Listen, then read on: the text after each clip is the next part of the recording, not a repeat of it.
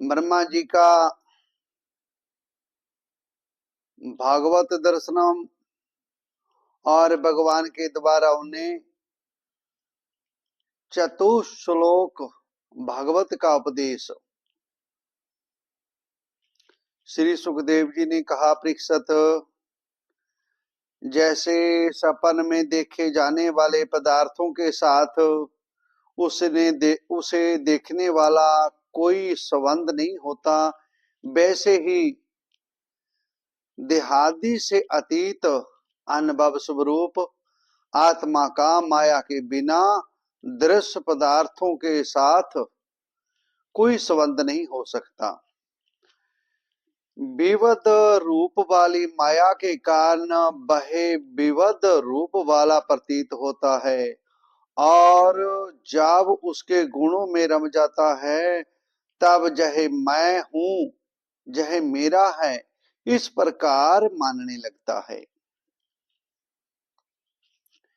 किंतु जब यह गुणों को शुद्ध करने वाले काल और मोह उत्पन्न करने वाली माया, इन दोनों से परे अपने अनंत स्वरूप में मोह रहित होकर रमन करने लगता है, आत्मा राम हो जाता है। जब यह मैं मेरा का भाव छोड़कर पूर्ण उदासीन गुणातीत हो जाता है, ब्रह्मा जी की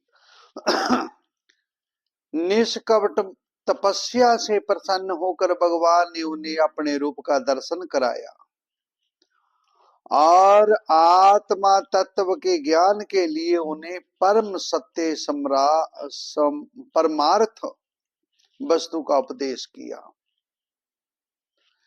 तीनों लोकों के पास गुरु अग्निदेव ब्रह्मा जी अपने जन्म स्थान कमल पर बैठकर सृष्टि करने की इच्छा से विचार करने लगे, परंतु जिस ज्ञान दृष्टि से सृष्टि का निर्माण हो सकता था और जो सृष्टि व्यापार के लिए वांछनीय है, वह उन्हें प्राप्त नहीं हुई। एक दिन वे यही चिंता कर रहे थे कि प्रलय के समुद्र में उन्होंने व्यंजनों के 16वें एवं 21वें अक्षर त तथा पा को तप इस प्रकार 2 बार सुना। परीक्षित, महात्मा लोग इस तप को ही त्यागियों का धन मानते हैं। जय सुनकर ब्रह्मा जी ने वक्ता को देखने की इच्छा से चारों ओर देखा, परंतु वहां दूसरा कोई दिखाई ना पड़ा। वे अपने कमल पर बैठ गए और मुझे तप करने की प्रत्यक्ष आज्ञा मिली है, ऐसा निश्चय कर और उसी में अपना हित समझकर उन्होंने अपने मन को तपस्या में लगा दिया। ब्रह्मा जी तपस्वियों में सबसे बड़े तपस्वी हैं। उनका ज्ञान अमोघ है। उनके उस समय 170 दिव्य वर्ष पर्यंत एकाग्र चित्त से अपने प्राण, मान, कर्मेंद्रिय और ज्ञानेंद्रियों को वश में करके ऐसी तपस्या की जिससे वे समस्त लोगों को प्रकाश करने में समर्थ हो सके। उनकी तपस्या से प्रसन्न होकर भगवान ने उन्हें अपना वह लोक दिखाया जो सबसे श्रेष्ठ है और जिससे परे कोई दूसरा लोक नहीं है। उस लोक में किसी भी प्रकार के क्लेश, मोह और भय नहीं है।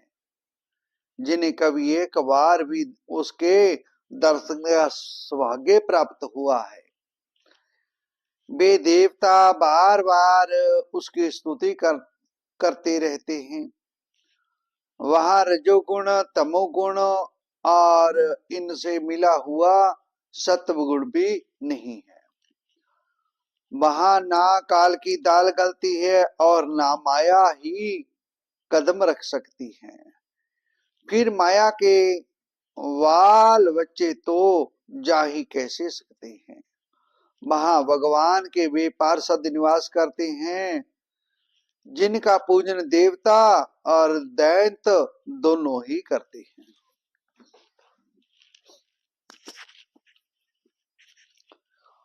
उनका उज्ज्वल अभाव से युक्त श्याम शरीर शतदल कमल के समान कोमल नेत्र हैं और पीले रंग के वस्त्र से शोभायमान है। अंग अंग से राशि राशि सौंदर्य बिखरता रहता है। वे कोमलता की मूर्ति हैं। सभी के चार चार पूजाएं हैं। वे सभी तो अत्यंत तपस्वी हैं।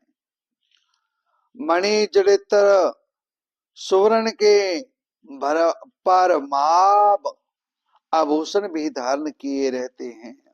उनकी सभी मूंगे वैद्यमणि और कमल के उज्ज्वल तंतु के समान हैं।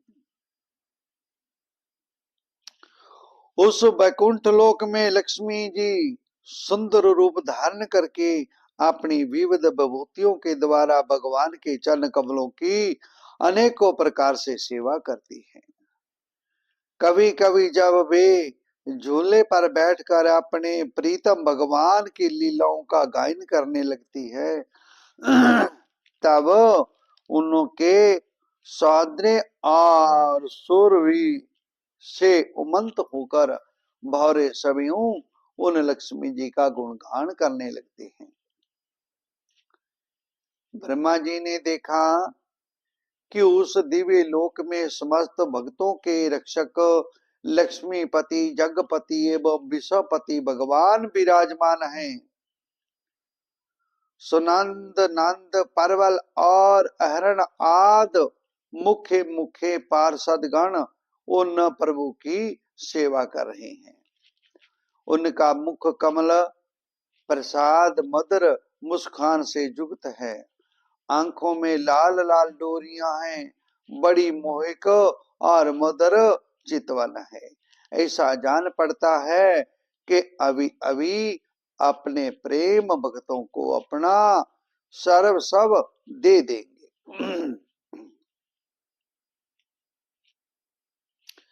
भी एक सर्वोत्तम और बहुमूल्य आसन पर विराजमान है।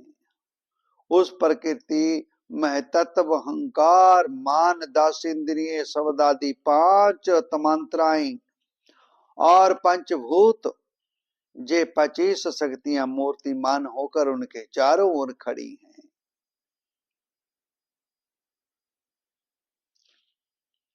इन 6 नित्य सिद्ध सात रूप भूत शक्तियों से भी सर्वदा युक्त रहते हैं। उनके अतिरिक्त और कहीं पीछे नित्य रूप से निवास नहीं करती। वे सर्वेश्वर प्रभु अपने नित्य आनंदमयी स्वरूप में ही नित्य निरंतर निमग्न रहते हैं।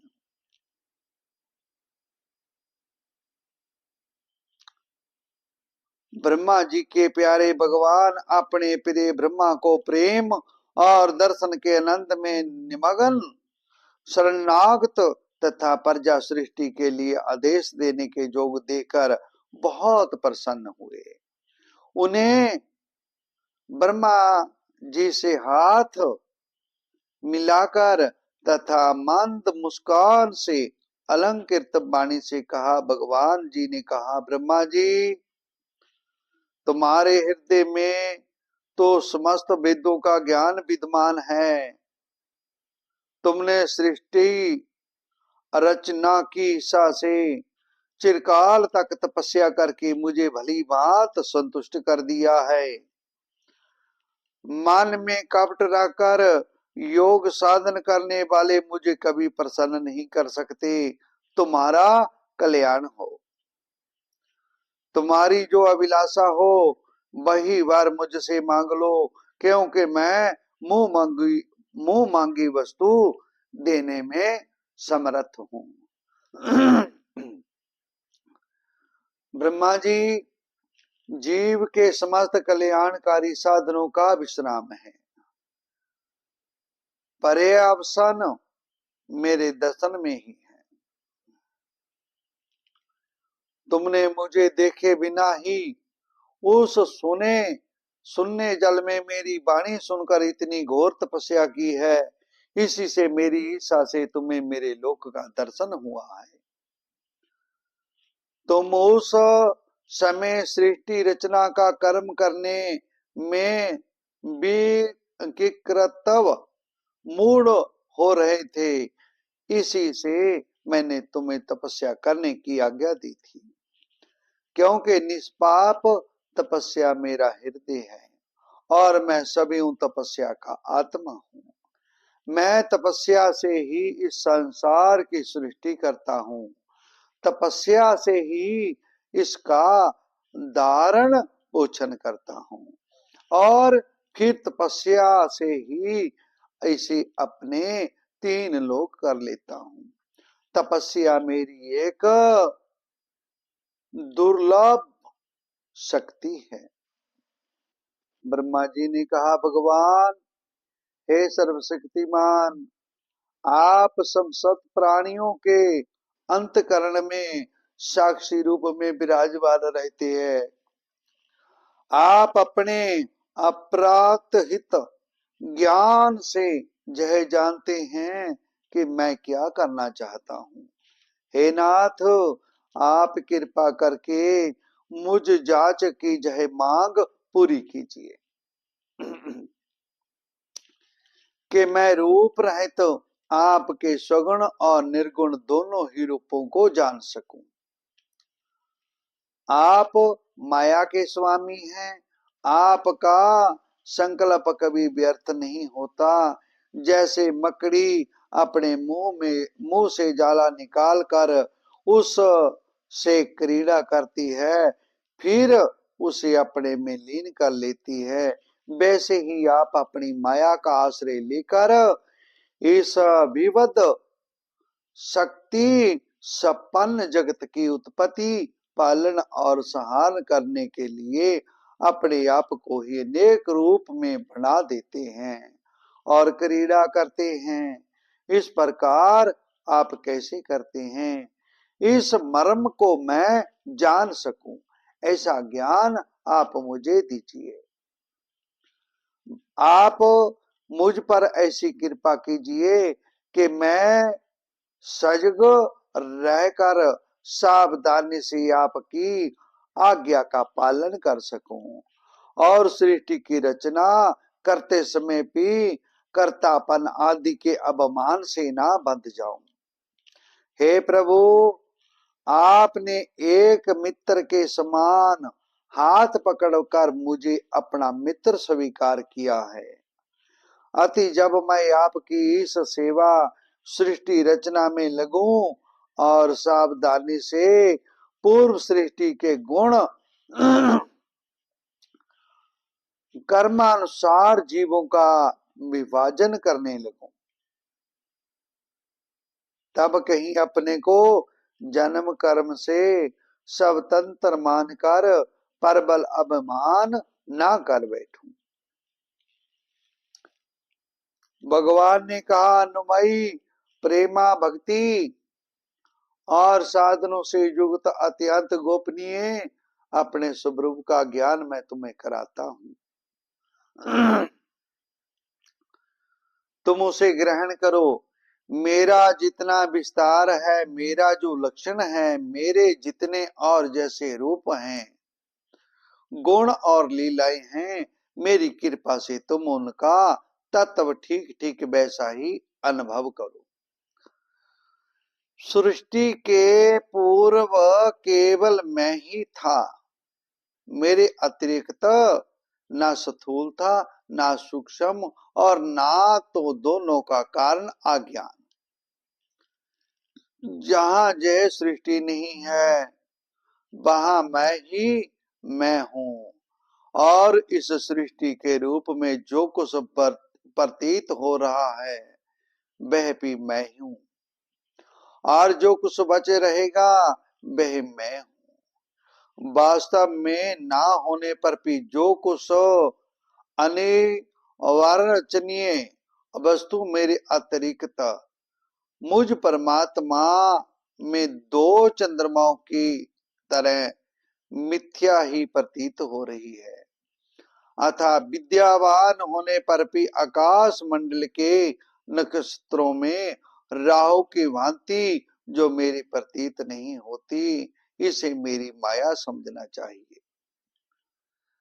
जैसे प्राणियों के पांच भूत अर्चित छोटे बड़े शरीर में आकाशवादी पंच महाभूत उन शरीर के कार्य रूप से निमृत होने के कारण प्रवेश करते हैं और पहले से ही उन स्थानों और रूपों में कारण रूप से विद्यमान रहने के कारण प्रवेश नहीं करते, वैसे ही उन प्राणियों के शरीर की सृष्टि से मैं उनमें आत्मा के रूप से प्रवेश किए हुए हूं और आत्म दृष्टि से अपने अतिरिक्त और कोई वस्तु ना होने के कारण उनमें प्रविष्ट नहीं हूं।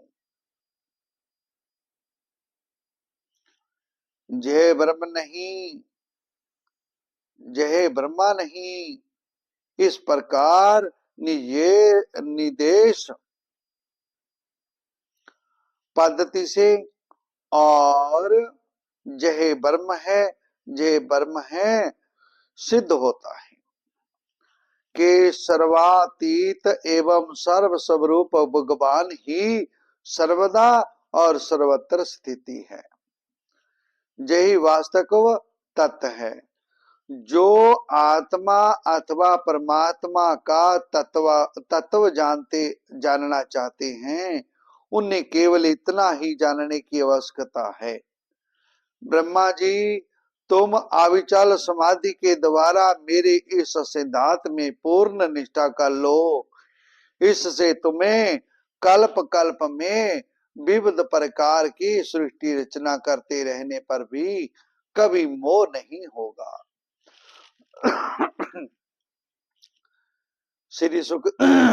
श्री सुखदेव जी कहते हैं, लोक पिता ब्रह्मा को इस प्रकार उपदेश देकर अजन्मा भगवान ने उनके देखते ही देखते अपने उस रूप को छिपा लिया। जब सर्वभूत स्वरूप ब्रह्मा जी ने देखा कि भगवान ने अपने इंद्रिय गोचर स्वरूप को हमारे नेत्रों के सामने से हटा लिया है, तब उन्होंने अंजलि वाद कर उन्हें प्रणाम किया और पहले कल्प में जैसी सृष्टि थी उसी रूप में इस विश्व की रचना की।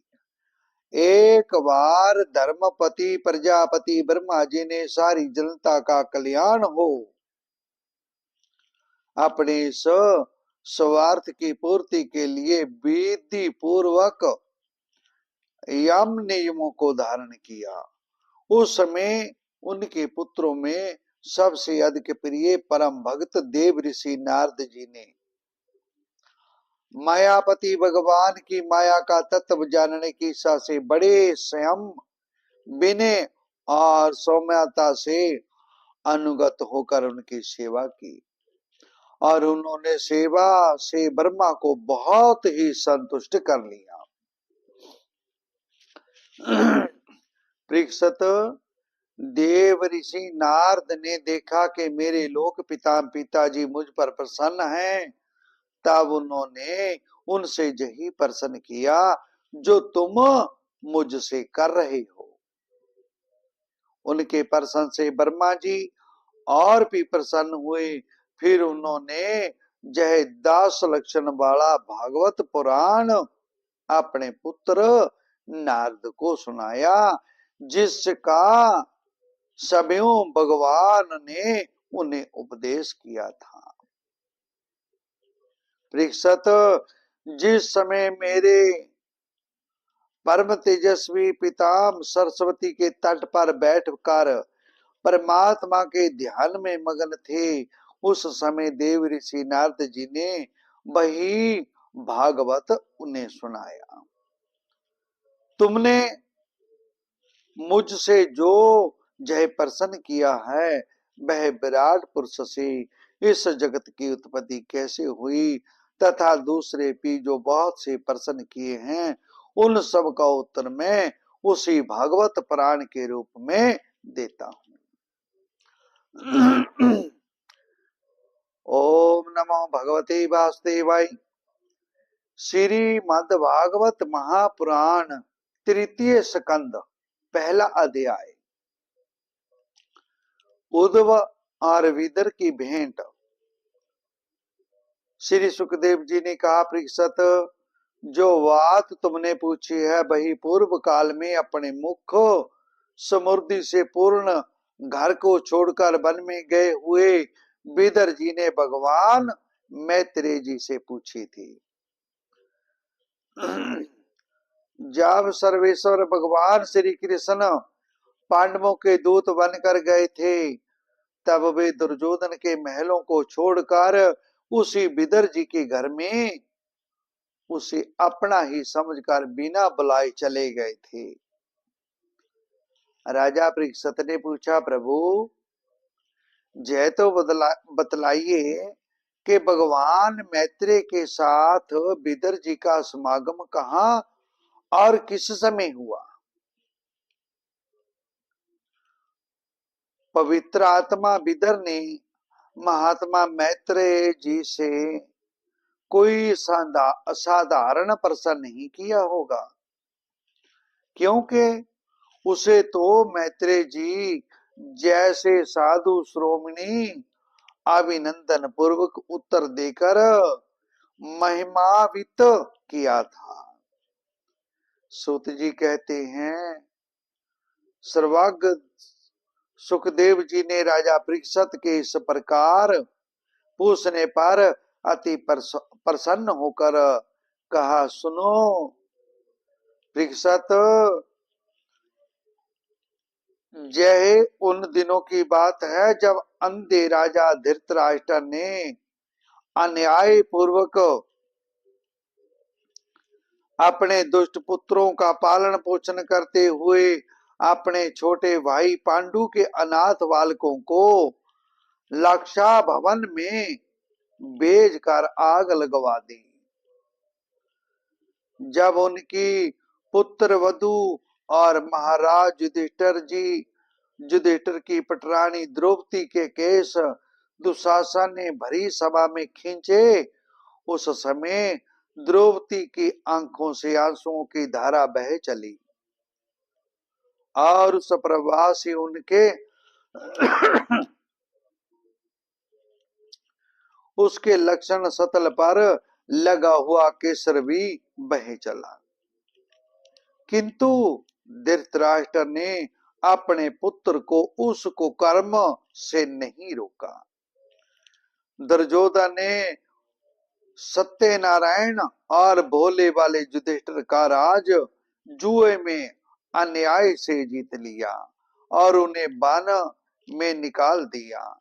किंतु वन में लौटने पर प्रतिज्ञा अनुसार जब उन्होंने अपना न्योताचित पैतृक भाग मांगा, तब भी मोहवश उन्होंने अजात शत्रु युधिष्ठिर को उनका हिस्सा नहीं दिया।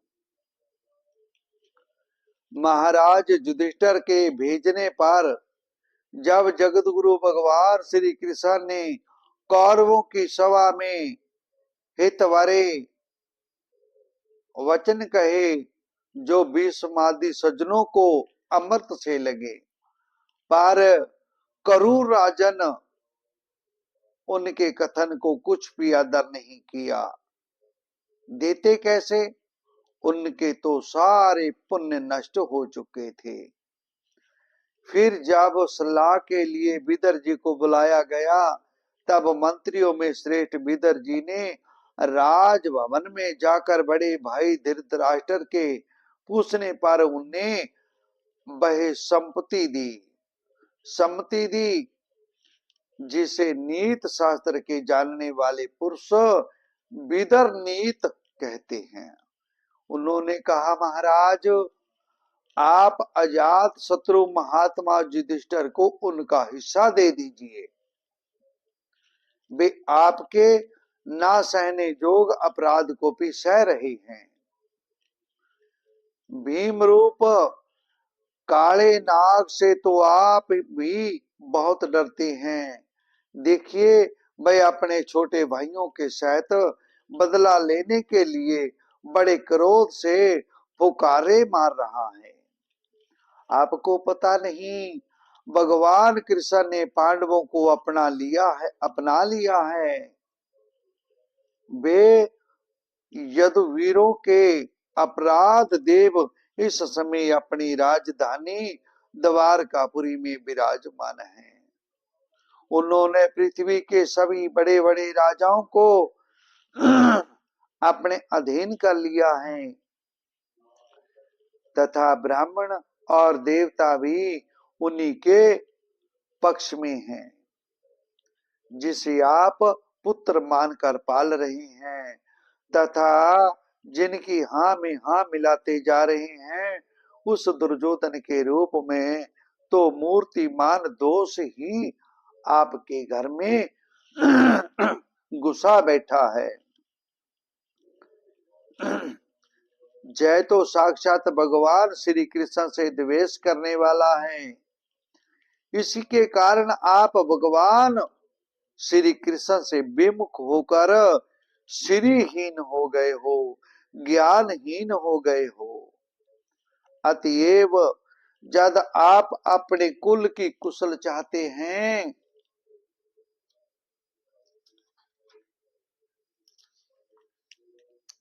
तो इस दुष्ट को तुरंत ही त्याग दो, दुर्योधन को त्याग दो। विदुर जी का ऐसा सुंदर स्वभाव था कि साधु जन भी उसे प्राप्त करने की इच्छा करते थे, किंतु उनकी यह बात सुनते ही कर्ण, दुशासन और शकुनी के सहित दुर्योधन के होठ अत्यंत क्रोध से फड़कने लगे और उसने उनका तिरस्कार करते हुए कहा, अरे इस कुटिल दासी पुत्र को जहां किसने बुलाया है? यह जिनके टुकड़े खा खा कर जीता है उन्हीं को प्रतिकूल होकर शत्रु का काम बनाना चाहता है। इसके प्राण तो मत लो, परंतु इसे हमारे नगर से तुरंत बाहर निकाल दो। वाई के सामने ही कानों में बाण के समान लगने वाले इन अत्यंत कठोर वचनों को ममरात होकर भी विदर जी ने कुछ बुरा ना माना और भगवान की माया को प्रबल समझकर अपना धनुष राजद्वार पर रख वे हस्तिनापुर से चल दिए।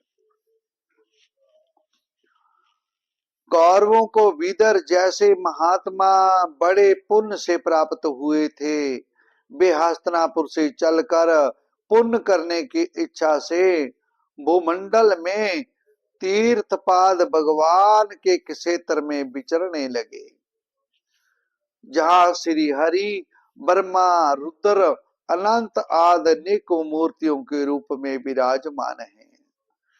जहां जहां भगवान की प्रीतमाओं से सुभोभित तीर्थ स्थान, नगर, पवित्र पर्वत, निकुंज और निर्मल जल से भरे हुए नदी सरोवर आदि थे, उन सभी स्थानों में वे अकेले ही विचरते रहे और भगवान का नाम सिमरन करते रहे।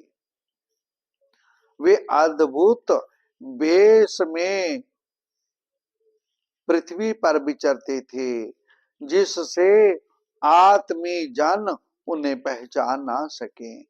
वे शरीर को सजाते ना थे, पवित्र और साधारण भोजन करते, शुद्ध वृत्ति से जीवन निर्वाह करते। प्रत्येक तीर्थ में स्नान करते, जमीन पर सोते और भगवान को प्रसन्न करने वाले व्रतों का पालन करते रहते थे। भगवान की कथा कीर्तन करते। इस प्रकार भारत वर्ष में ही विचरते विचरते जब तक वे बर्भास के क्षेत्र में पहुंचे, तब तक भगवान श्री कृष्ण की सहायता से महाराज युधिष्ठिर पृथ्वी का एक छत्र अखंड राज करने लगे थे।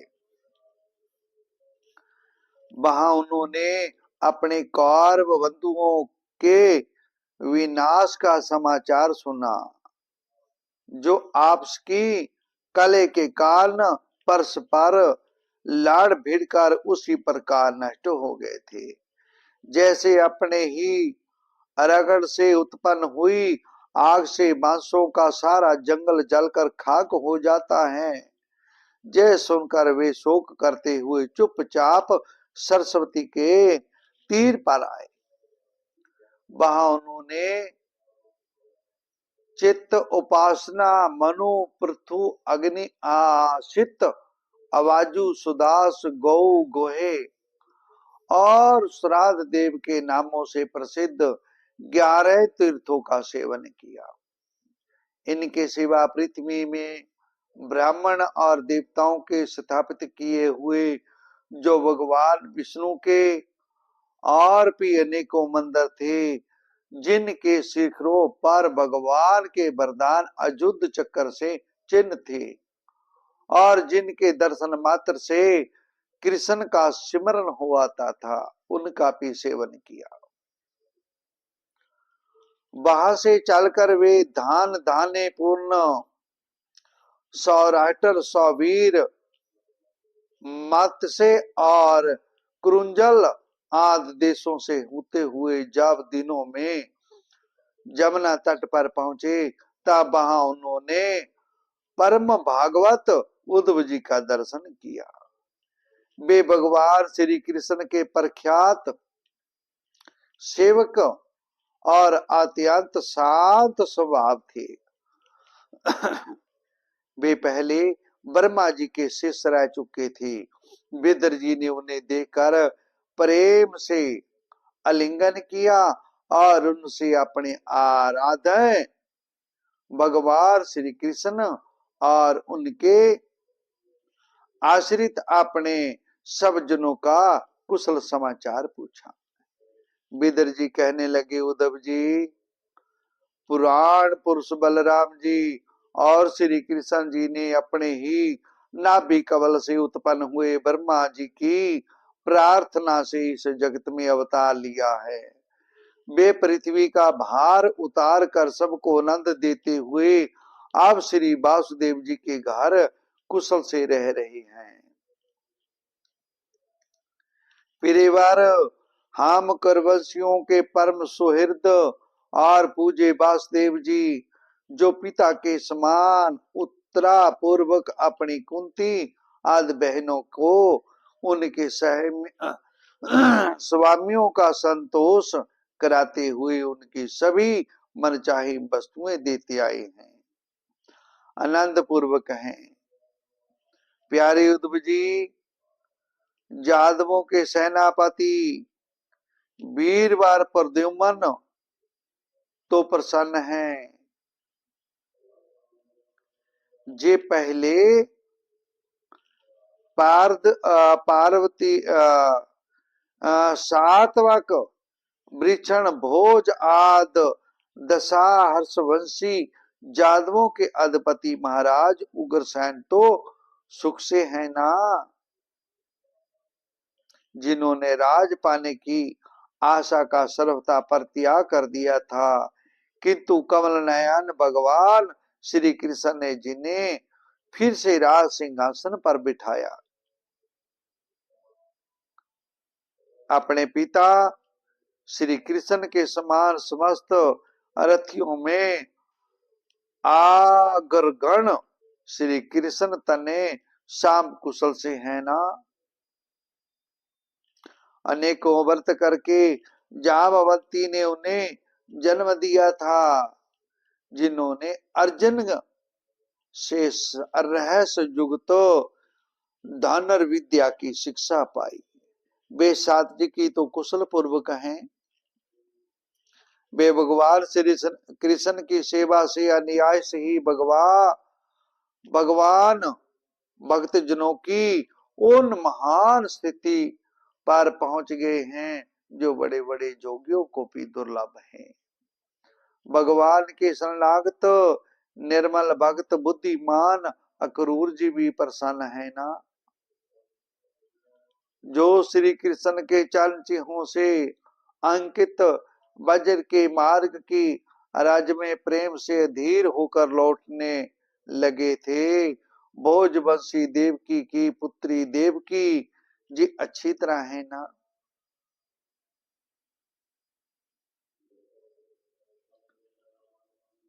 महाराज युधिष्ठिर जी अपनी और अर्जुन और श्री कृष्ण रूप दोनों भुजाओं की सहायता से धर्म मर्यादा का न्याय पूर्वक पालन करते हैं ना।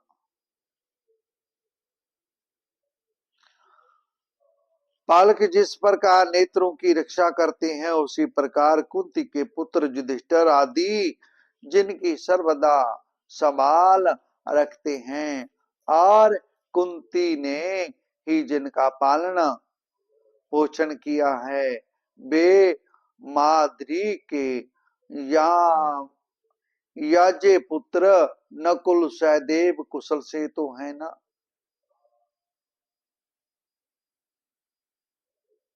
अहो बिचारी कुंती तो राज ऋषि श्रेष्ठ पांडु के वियोग में मृत प्राय सी होकर भी इन बालकों के लिए ही प्राण दान किए हुए हैं। रथियों में श्रेष्ठ महाराज पांडु ऐसे अनुपम वीर थे कि उन्होंने केवल एक धनुष लेकर ही अकेले चारों दिशाओं को जीत लिया था। संभाव उद्धव जी, मुझे तो अंत पतन की ओर जानने वाले उन धृतराष्ट्र के लिए बार बार शोक होता है, जिन्होंने पांडवों के रूप में अपने परलोकवासी भाई पांडु से विद्रोह किया और अपने पुत्रों की हाँ में हाँ मिलाकर उन हित चिंतक मुझको भी नगर से निकलवा दिया। किंतु भाई मुझे इसका कुछ खेद नहीं अथवा सर्ज नहीं। याग विधाता भगवान कृष्ण ही मनुष्यों की सी लीलाएं करके लोगों की मनोवृत्तियों को भ्रमित कर देते हैं। मैं तो उन्हीं की कृपा से उनकी महिमा को देखता हुआ दूसरों की दृष्टि से दूर रहकर सानंद विचर रहा हूं। यद्यपि कौरवों ने उनके बहुत से अपराध किए, फिर भी भगवान उनकी इसलिए उपेक्षा कर दी थी कि वे उनके साथ दुष्ट राजाओं को भी मारकर अपने शरणागतों का दुख दूर करना चाहते थे, जो धन विद्या और जाति के मध्य में अंधे होकर कुमार्गगामी हो रहे थे और बार बार अपनी सेनाओं से पृथ्वी को कंपा रहे थे। उद्धव, भगवान श्री कृष्ण जन्म और कर्म से रहते हैं, फिर भी दुष्टों का नाश करने के लिए और लोगों को अपनी और आकर्षित करने के लिए उनके दिव्य जन्म कर्म हुआ करते हैं। नहीं तो भगवान की तो बात ही क्या। दूसरे जो लोग गुणों से पार हो गए हैं, उनमें भी ऐसा कौन है जो इस कर्माधीन देह के बंधन से पड़ना चाहेगा। मित्र, जिन्होंने अजन्मा होकर भी अपनी शरण में आए हुए समस्त लोकपाल और आज्ञाकारी भक्तों का प्रिय करने के लिए यदकुल में जादकुल में जन्म लिया है, उन पवित्र कीर्ति श्री हरि की बातें सुनाओ। सुखदेव जी कहते हैं, जब विदर जी ने परम भक्त उद्धव से इस प्रकार उनके प्रीतम श्री कृष्ण से संबंध रखने वाली बातें पूछी, तब उन्हें अपने स्वामी का सिमरन हो आया और वे हृदय भर आने के कारण कुछ भी उत्तर ना दे सके। जब ये 5 वर्ष के थे, तब बालकों की तरह खेल में ही श्री कृष्ण की मूर्ति बनाकर उनकी सेवा पूजा में ऐसे तमन्ने हो जाते थे कि कलेवे के लिए माता के बुलाने पर भी उसे छोड़कर नहीं जाना चाहते थे। अब तो दीर्घ काल से उन्हीं की सेवा में रहते रहते जे बुढ़े हो चले थे। अति विदर जी के पूछने से उन्हें अपने प्यारे प्रभु के चरण कमलों का सिमरन हो आया। उनका चित्त विरह से व्याकुल हो गया, फिर वे कैसे उत्तर दे सकते थे। उद्धव जी कृष्ण के चरणार विंद मकरंद सुधा से सराबोर होकर 2 घड़ी तक कुछ नहीं बोल सके। तब भक्ति जोग से उसमें डूबकर वे आनंद मग्न हो गए। उनके सारे शरीर में रोमांच हो आया तथा मूंदे हुए नेत्रों से प्रेम के आंसुओं की धारा बहने लगी। उद्धव जी को इस प्रकार प्रेम प्रभाव में डूबे हुए देखकर विदर जी ने उन्हें कीर्ति माना। कुछ समय बाद जब उद्धव जी भगवान के प्रेम धाम से उत्तरकार बोलने धीरे धीरे संसार में आए, तब अपने नेत्रों को पोंछकर भगवान की लीलाओं का सिमरन हो आने से विस्मित हो विदर जी से इस प्रकार कहने लगे, विदर जी, श्री कृष्ण रूप सूर्य के छिप जाने से हमारे घरों को काल रूप अजगर ने खा डाला है। वे भक्तिहीन हो गए हैं, सत्यहीन हो गए हैं, पापी हो गए हैं, चुगलखोर हो गए हैं, दूसरों का धन दबाने लगे हैं। अब मैं उनकी क्या कुशल सुनाऊं। कलयुग आ गया है, भगवान श्री कृष्ण के बारे में क्या कहूं। ओहे, जय मनुष्य लोक बड़ा ही अभागा है। इसमें भी जादव तो नितांत भाग्यहीन है, जिन्होंने निरंतर श्री कृष्ण के साथ रहते हुए भी उन्हें नहीं पहचाना। जिस तरह अमृतमयी चंद्रमा के समुद्र में रहते समय मछलियां उन्हें नहीं पहचान सकी थी, जादव लोक मन के भाव को ताड़ने वाले बड़े समझदार और भगवान के साथ एक ही स्थान में रहकर क्रीड़ा करने वाले थे। तो भी उन सब ने समस्त विश्व के आश्रय सर्वांतर्यामी श्री कृष्ण को एक श्रेष्ठ जादव ही समझा, किंतु भगवान की माया से मोहित इन जादवों और इन से व्यर्थ का बैर रखने वाले शिशुपाल आदि के अवहेलना और निंदा सूचक वाक्यों से भगवत प्राण महान भावों को बुद्धि भ्रम में नहीं पड़ती थी।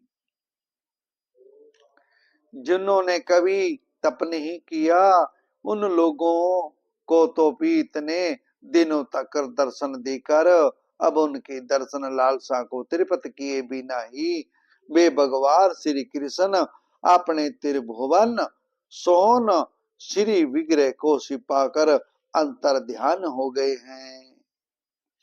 और इस प्रकार उन्होंने मानो उनके नेत्रों को ही छीन लिया है।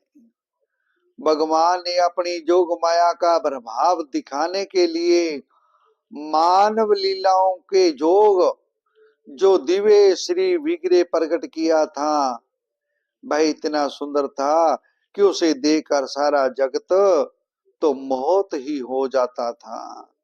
वे सभयों भी विस्मत हो जाते थे। सौभाग्य और सुंदरता की पराकाष्ठा थी उस रूप में। उससे आभूषण भी विभूषित हो जाते थे। धर्मराज युधिष्ठिर के राजसु याग में जब भगवान ने उस राम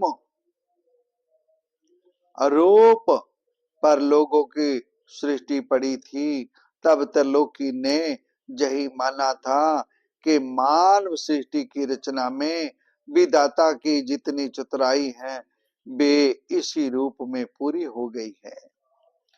उनके प्रेम पूर्ण हास्य विनोद और लीलामयी चितवन से सम्मानित होने पर भी ब्रिजवालाओं की आंखें उन्हीं की ओर लग जाती थी और उनका चित्त भी ऐसा तल्लीन हो जाता था कि वे घर के काम धंधों को अधूरा छोड़कर जाड़ पुतलियों की तरह खड़ी रह जाती थी।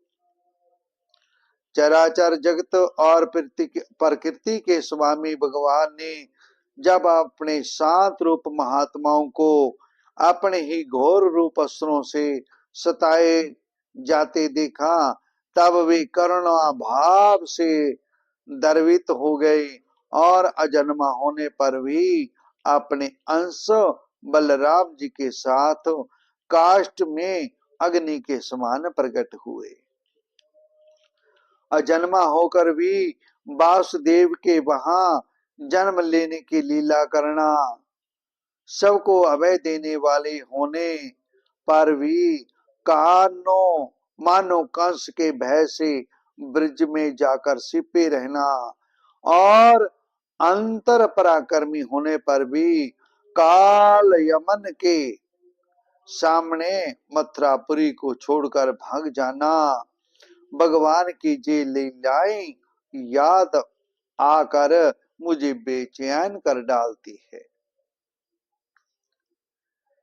देव की वासुदेव चरण वंदना करके कहा था, पिताजी माताजी, कंस का बड़ा भय रहने के कारण मुझसे आपकी कोई सेवा ना बन सकी। आप मेरे इस अपराध पर ध्यान ना देकर मुझ कर प्रसन्न हो। श्री कृष्ण की ये बातें सब याद आती हैं कि तब आज भी मेरा चित्त अत्यंत व्यस्त हो जाता है। उन्होंने काल रूप अपने भारकुटी विलास से ही पृथ्वी का सारा भार उतार दिया था। उन कृष्ण ने पाद पद पराग का सेवन करने वाला ऐसा कौन पुरुष है जो उसे भूल सके।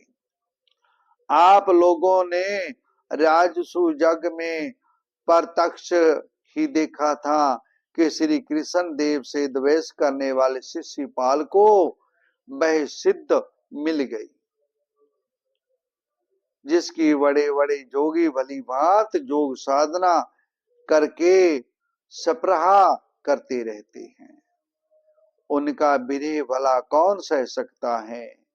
शिशुपाल के ही समान महाभारत युद्ध में जिन दूसरे योद्धाओं ने अपनी आंखों से भगवान श्री कृष्ण के न्यानाभि राम मुख कमल का मकरंद पान करते हुए अर्जुन के बाणों से विघ्न विध कर प्राण त्याग किया, वे पवित्र होकर सब के सब भगवान के परम धाम को प्राप्त हो गए।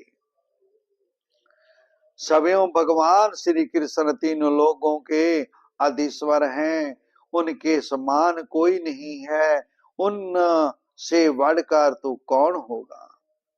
वे अपने सप्त सिद्ध ऐश्वर्य ही सर्वदा पूर्ण काम है। इंद्रादि असंख्य लोकपाल गण नाना प्रकार की भेंटे ला लाकर अपने अपने मुकुटों से अगर भाग से उनके चरण रखने की चौकी को प्रणाम किया करते हैं। बिदर जी, जब वे ही भगवान श्री कृष्ण राज सिंहासन पर बैठे हुए उग्रसेन के सामने खड़े होकर निवेदन करते थे, देव हमारी प्रार्थना सुनिए। उनके इस सेवा भाव की याद आते ही हम जैसे सेवकों का चित्त अत्यंत व्यस्त हो जाता है, व्यथित हो जाता है। पापनी पूतना ने अपने सतनों से हलाहल का विष लगाकर श्री कृष्ण को मार डालने के नियत से उन्हें दूध पिलाया था। उसको भी भगवान ने बहे परम गति दी, जो बड़े बड़े ऋषियों को नहीं मिलती। उन भगवान श्री कृष्ण के अतिरिक्त और कौन दयालु है, जिसकी शरण ग्रहण करें, किसकी शरण में जाएं। मैं असुरों को भी भगवान का भक्त समझता हूँ, क्योंकि बैर भावना जनित क्रोध के कारण उनका चित्त सदा श्री कृष्ण में लगा रहता था। धन है बहु राक्षस जो वैर भाव से कृष्ण को याद रखते थे और उन्हें रणभूमि में सुदर्शन चक्रधारी भगवान को कंधे पर चढ़ाकर झपटते हुए गरुड़ जी के दर्शन हुआ करते थे।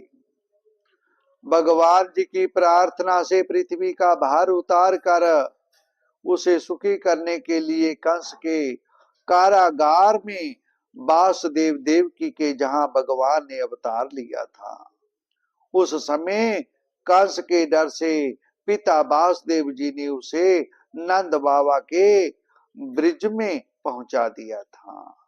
वहां वे बलराम जी के साथ 11 वर्ष तक इस प्रकार शिव कर रहे कि उनका प्रभाव ब्रज के बाहर किसी पर प्रकट नहीं हुआ। जमुना के उपवन में जिसके हरे भरे वृक्षों पर कालख करते हुए पक्षियों के झुंड रहते हैं, भगवान श्री कृष्ण ने बछड़ों को चराते हुए ग्वाल वालों की मंडली के साथ विहार किया था। वे ब्रजवासियों की श्री दृष्टि आकर्षित करने के लिए अनेकों बाल लीलाएं उन्हें दिखाते थे। कभी रोने से लगते, कभी हंसते और कभी सिंह या शावक के समान मुग्ध सृष्टि देखते। फिर कुछ बड़े होने पर भी सफेद बैल और रंग बिरंगी शोभा की मूर्ति गुओं को चराते हुए अपने साथी गोपों को बंसुरी बजा बजा कर रिझाने लगे। उसी समय जब कंस ने उन्हें मारने के लिए बहुत से मायावी और मन माना रूप धारण करने वाले राक्षस भेजे, तब उनको खेल ही खेल में भगवान ने मार डाला। जैसे बालक खिलौनों को तोड़ फोड़ डालता है, कालिया नाग दमन करके विष से मिला हुआ जल पीने से मरे हुए ग्वाल वालों और गौओं को जीवित कर उन्हें काली दय का निर्दोष जल पीने की सुविधा कर दी। भगवान श्री कृष्ण ने बड़े हुए धन का सदस्य स्वभाव कराने की इच्छा से श्रेष्ठ ब्राह्मणों के द्वारा नंद बाबा से गोवर्धन पूजा रूप गोय करवाया। भद्र, इससे अपना मान भंग होने के कारण जब इंद्र ने क्रोध होकर ब्रिज का विनाश करने के लिए मूसलेधार जल बरसाना आरंभ किया, तब भगवान ने करुणावश खेल ही खेल में छत्ते के समान गोवर्धन पर्वत को उठा लिया और अत्यंत घबराए हुए ब्रिजवासियों की तथा उनके पशुओं की रक्षा की। संध्या के समय जब सारे वृंदावन में सर्द के चंद्रमा की चांदनी छिटक जाती, तब श्री कृष्ण उसका सम्मान करते हुए मधुर गान करते और गोपियों के मंडल की शोभा बढ़ाते हुए उनके साथ राम विहार करते थे।